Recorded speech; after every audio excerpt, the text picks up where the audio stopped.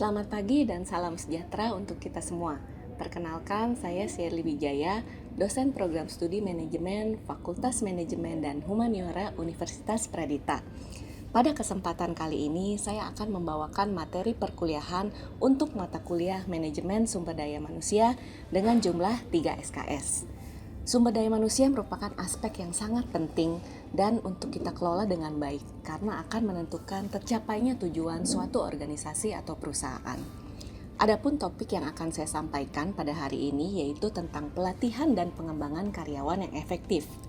Pada materi training dan development ini, mahasiswa diharapkan untuk mampu menjelaskan dan menganalisis tahapan apa saja yang penting untuk dilakukan dalam proses pelatihan dan pengembangan karyawan.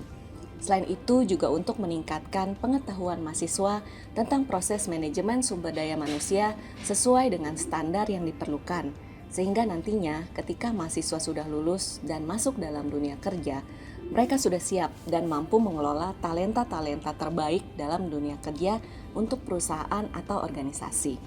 Untuk penjelasan lebih lanjut, mari kita simak melalui video berikut ini. Oke, selamat siang teman-teman. Siang. Gimana kabarnya? Baik ya. Oke. Nah, hari ini kita mau masuk ke materi yang baru ya, pertemuan ke-8 ya. Tapi sebelumnya saya mau ulang dulu, review lagi ya materi minggu lalu. Teman-teman ada yang masih ingat nggak minggu lalu kita belajar apa? Tentang rekrutmen. Rekrutmen, betul. Oke, kita kilas balik dulu ya. Jadi tentang tahapan-tahapan manajemen sumber daya manusia. Pertama masih ingat nggak apa? Human resource planning, ya kan? Nah itu apa tuh? Kira-kira apa yang kamu lakukan dalam human resource planning? Perencanaan. Benar, perencanaan ya. Bagaimana kamu menentukan berapa sih jumlah tenaga kerja yang kita butuhkan, betul ya? Nah setelah selesai human resource planning, kemudian tahapan kedua mulai masuk ke rekrutmen, ya betul, rekrutmen ya. Tapi sebelumnya kita pasang iklan dulu kan, ya kan? Misalnya kamu butuh untuk posisi apa, ya pasang poster, terus juga boleh pasang di sosial media, ya kan? Nah setelah dapat kandidatnya, barulah kita seleksi, betul ya, seleksi ya kan. Nah setelah seleksi dan rekrutmen barulah kita mau interview. Nah sekarang kita mau kilas balik dulu. Nah kenapa sih rekrutmen itu penting? Ada yang masih ingat nggak? Kenapa rekrutmen yang efektif itu sangat penting? Untuk mendapatkan bakat yang paling terbaik atau kandidat yang paling terbaik. Ya betul, bagus ya, Priska masih ingat ya. Untuk mendapatkan kandidat yang terbaik, ya makanya kita harus melaksanakan rekrutmen yang efektif, betul?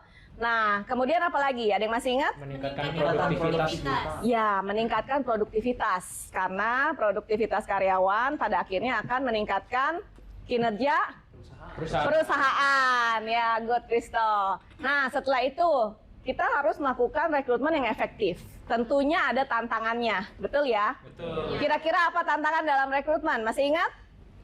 Menarik kandidat yang tepat. Yes, good Anita. Ya, bagaimana cara kita menarik kandidat yang tepat? Bagaimana caranya? Ya, diseleksi dulu. Diseleksi. Betul. Seleksinya ada beberapa tahapan kan?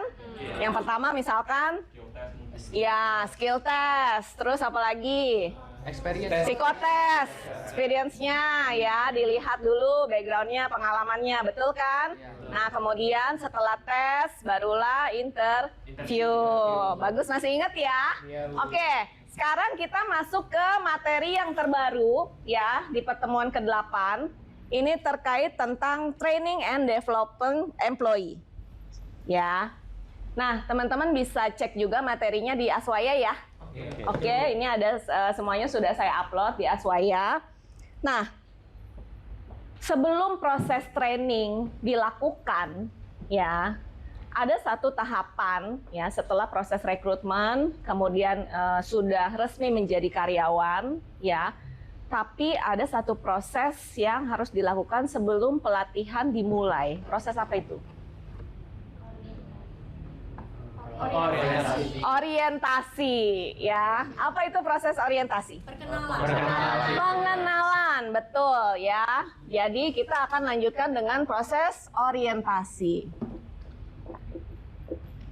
Nah, orientasi adalah proses pengenalan karyawan ya, terkait apa aja? Lingkungan, budaya perusahaan, Orang-orang.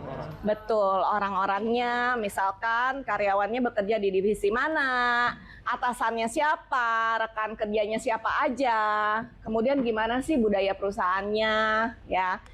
Terus bagaimana value-nya, sehingga karyawan tersebut bisa menyesuaikan diri dengan baik, ya.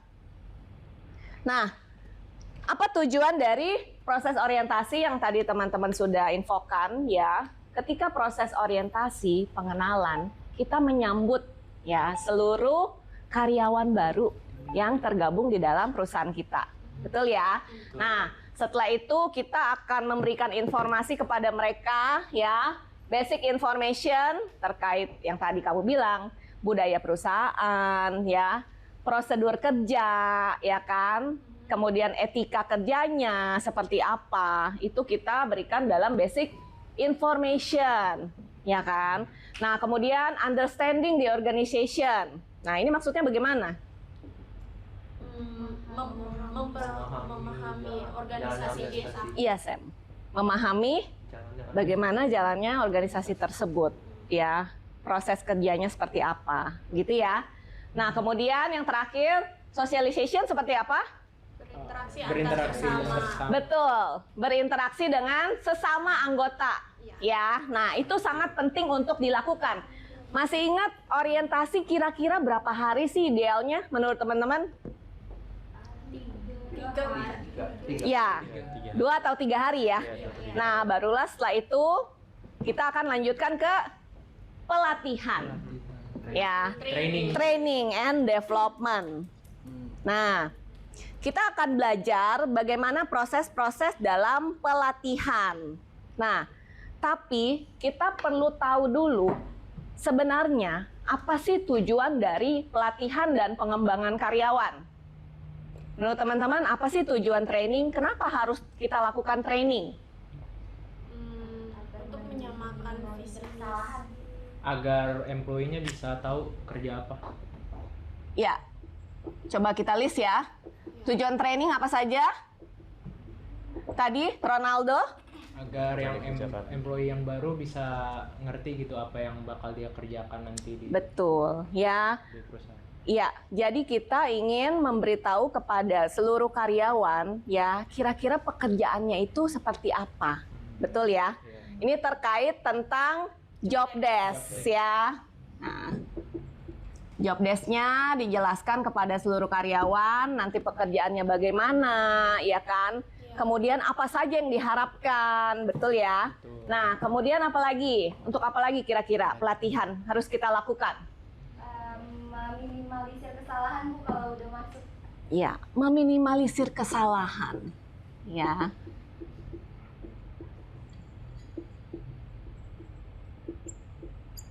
Betul. Ya, good. Apalagi? Itu Bu, Christo. mempersiapkan karyawan dengan memberikan misalnya kayak skill-skill yang diperlukan. Betul. Mempersiapkan karyawan dengan skill yang diperlukan. Ya.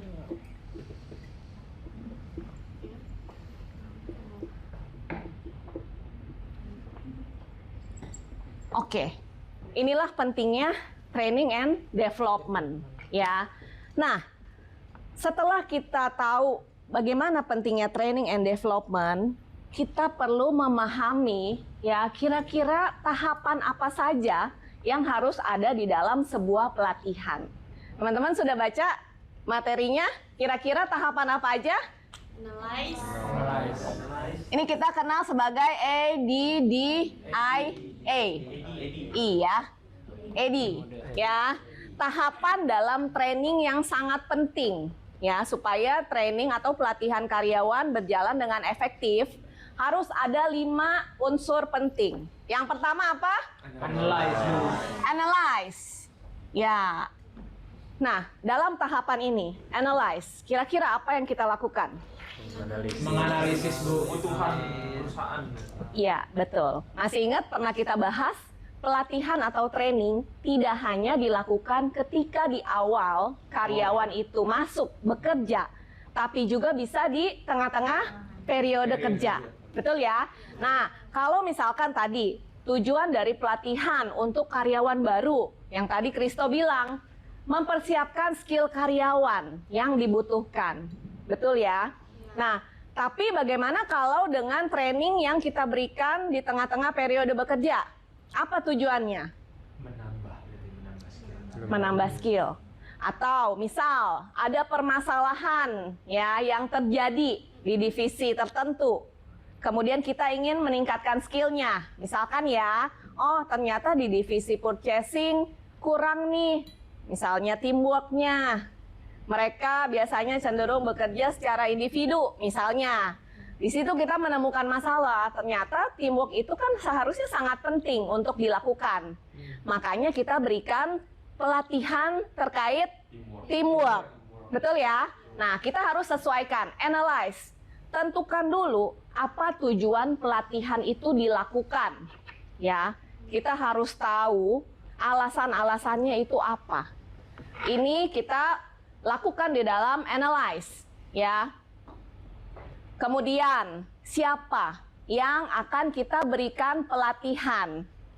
Tadi kan kita sudah menganalisis nih, kira-kira masalah yang terjadi itu di divisi apa? Misalkan ya, siapa yang membutuhkan pelatihan ini, ya kan?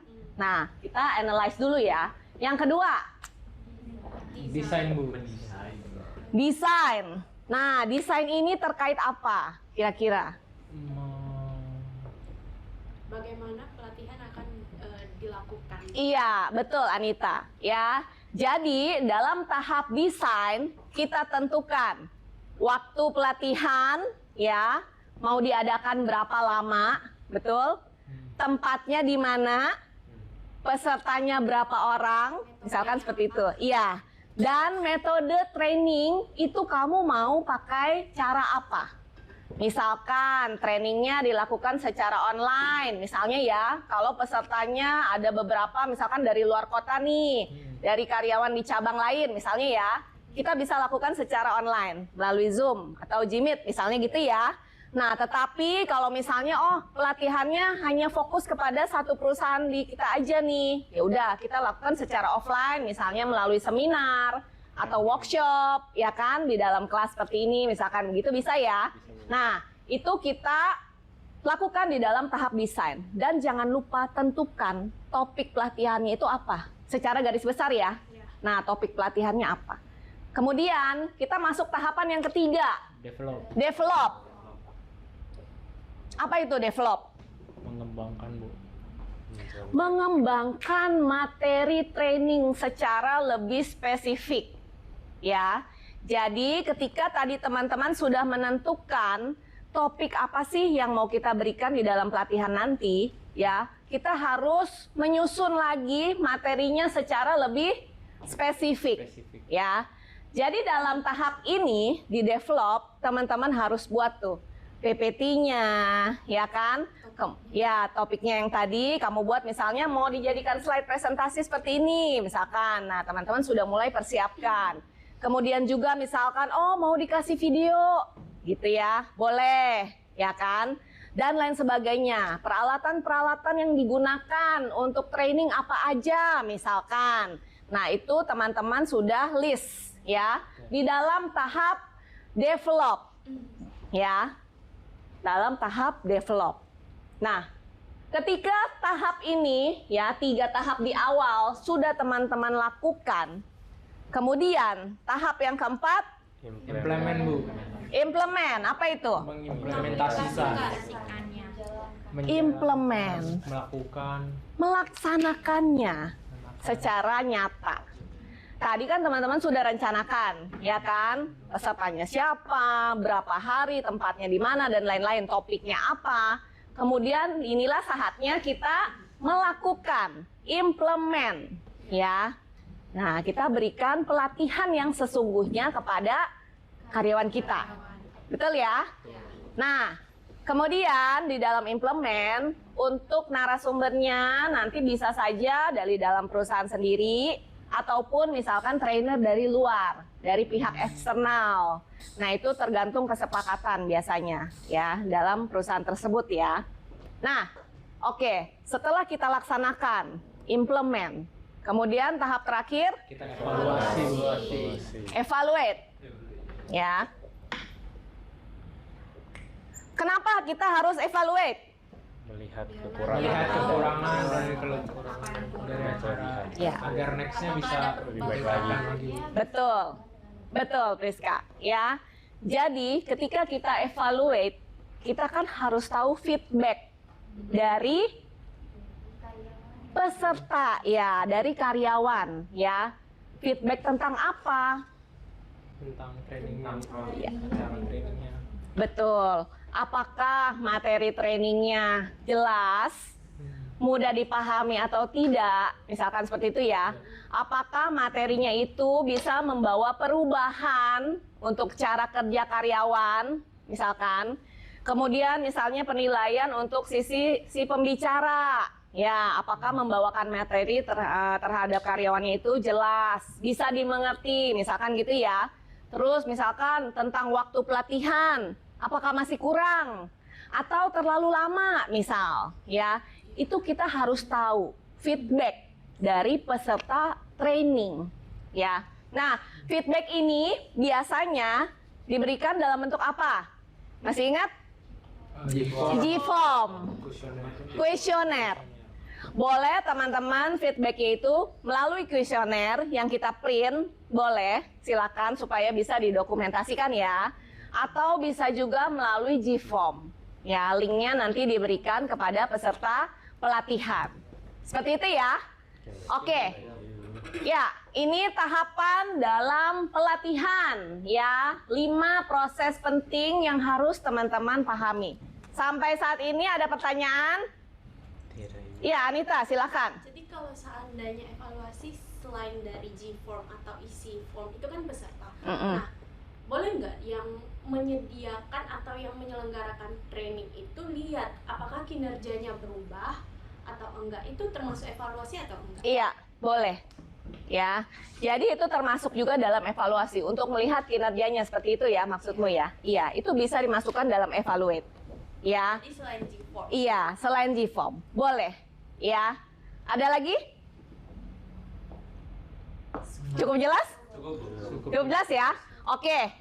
Nah, saya akan berikan tugas, tapi sebelumnya saya mau ingatin teman-teman dulu ya terkait bobot penilaian di mata kuliah manajemen SDM ini ya. Nah, bobot penilaiannya itu kan kita ada tugas AF1 itu bobotnya 20% ya. Itu biasanya saya ambil di minggu pertama sampai dengan ke-7. Saya rata-rata nilainya itu menjadi AF1 ya. Kemudian AF2 30% ya. Itu biasanya saya ambil di pertemuan ke-8 ya. Nah, hari ini nanti saya akan coba untuk mengambil nilai ya. Itu bobotnya 30%. Nah, kemudian AF3 itu bobotnya 20%. Itu biasanya di pertemuan ke-9 sampai ke-14. Ya, itu 20% ya. Nah, dan terakhir, ini yang paling penting nanti ada evaluasi akhir atau yang kita kenal dengan sumatif. Itu bobotnya juga 30%. Nah, itu biasanya di minggu ke-15 atau 16. Ya. Oke, sampai sejauh ini ada pertanyaan? Aman Ibu. Enggak ya? Aman ya? Oke. Nah, sekarang kita akan bagi kelompok, teman-teman. Saya akan berikan tugas kelompok, ya. Boleh nanti silahkan bagi dalam kelompok-kelompok. Mau dipilihin atau pilih sendiri? Pilih sendiri. Oke, silahkan. Nah, kira-kira ini kita ada berapa orang? Masuk semua ya hari ini ya? 18 ya. Oke, kita bagi menjadi 3 kelompok saja ya. Jadi 6 orang per kelompok. Ya, boleh silakan ditentukan dulu. Udah Bu. Ya, ya boleh silakan bergabung. Ini Bu, berenam Bu. Pas ya, berenam. Kelompok 2 ada 6. Oke, kelompok 3 6 ya. Ya, oke, good. Nah, jadi tugasnya teman-teman kan waktu minggu lalu saya udah minta membuat sebuah konsep bisnis sederhana. Ingat ya, perusahaannya bebas kan? Ya, mau temanya apa? Ada yang kuliner, food and beverage, ya, jasa, misalkan gitu ya. Nah, nanti teman-teman lanjutkan lagi, ya. Coba tolong teman-teman berikan, ya, analisis terkait training ini kamu terapkan di dalam konsep usaha yang kamu buat. Ya, jadi teman-teman bebas, topik trainingnya silakan dipilih, tapi nggak boleh sama ya, setiap kelompok ya. Oke, nanti bebas, misalkan kamu pilih topiknya yang general, misalnya boleh tentang teamwork atau tentang leadership, ya itu bebas, silakan. Atau tentang kreativitas, misalnya gitu ya. Nah itu nggak boleh sama masing-masing kelompok, ya. Nah nanti teman-teman analisis, desain, develop, implement nanti saja, ya. Jadi implement ini kan pelaksanaan. Ini akan kita buat terpisah nanti, ya. Jadi kamu 4 tahap dulu ya. Terkait analyze, design, develop, dan evaluate. Nah, evaluate-nya nanti teman-teman bisa bikin G-form-nya misalkan atau mau di-print ya. Untuk penilaiannya bebas, ya. Nanti untuk implementnya kita akan adakan ketika nanti di akhir, menjelang akhir semester ya. Oke. Nah, sekarang boleh mulai didiskusikan dulu kira-kira topiknya. Metodenya? Metodenya itu offline. Offline semua. Ya, offline training. Ingat, offline training contohnya apa aja nih? Boleh, seminar. Ada gamesnya, tentu ya. Ada gamesnya, kamu boleh lah bikin gamesnya. Ya, workshop, good. Boleh. Betul. Jadi, kamu kan udah bikin konsep bisnis perusahaan sendiri nih. Ceritanya kamu pengen kasih pelatihan untuk karyawan kamu. Nah, jadi kamu dari sisi perusahaan nih, ya, ingin memberikan training kepada semua karyawan, gitu ya. Nah, kamu analisis tadi tahapannya jangan lupa ada 4 tahap ya. Oke. Ada yang mau bertanya? Aman Ibu. Aman ya? Oke. Nah, sekarang teman-teman boleh tentukan dulu topiknya ya. Kira-kira mau apa? Ya, boleh didiskusikan. Sini guys.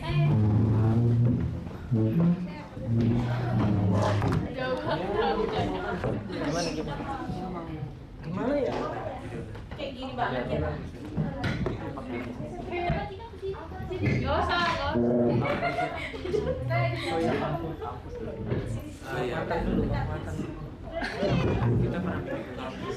Topiknya 2 menit ya. Ini topik secara general, ya. Kita pakai ya, Manchester.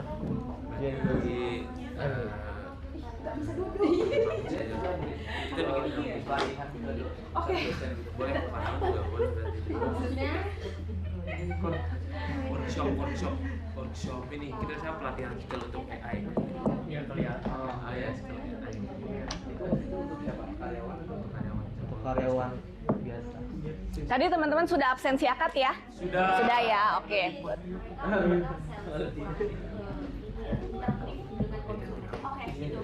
Apa ini? Iya, kan main apa nih?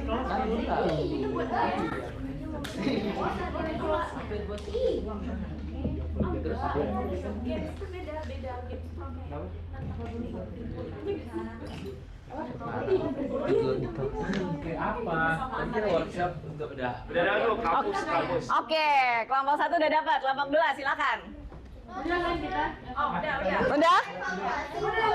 Enggak, belum. Tentukan dulu topiknya. Kelompok 1 topiknya tentang apa? workshop untuk dosen dan karyawan. Oh, ceritanya universitas nih ya. Oke, workshop untuk terkait apa? AI, good. Anita, tim Anita? Kalau kami itu tentang kan kami anunya F&B. Iya. Terus Kita fokusnya ke marketing. Oke, training untuk marketing. Kayak workshop dance. Oke, good. Marketing. Kelompok 3, silakan Timi. Rizka. Ini Bu mau workshop kita usaha di bidang jasa media periklanan gitu. Jadi Ya. kita mau workshop tentang Meta Ads dan tools yang sekarang lagi diperbarui ini. Oke, good. Terkait teknologi ya, perkembangan teknologi. Ya, oke. Oke, good ya. Jadi semua kelompok sudah dapat topiknya nih. Ya. Oke. Berhubung waktunya sudah hampir selesai kelasnya ya. Jadi gini, nanti teman-teman boleh dilanjutkan setelah ini ya. Silakan dilanjutkan di rumah, kamu mau diskusi kelompok silakan ya. Nanti tinggal kamu buat 4 proses tadi ya. Tadi kan topiknya sudah ketemu ya. Jadi dibuat 4 proses ini. Minggu depan kita presentasikan. Oke. Ya. Nah, minggu depan kita presentasikan.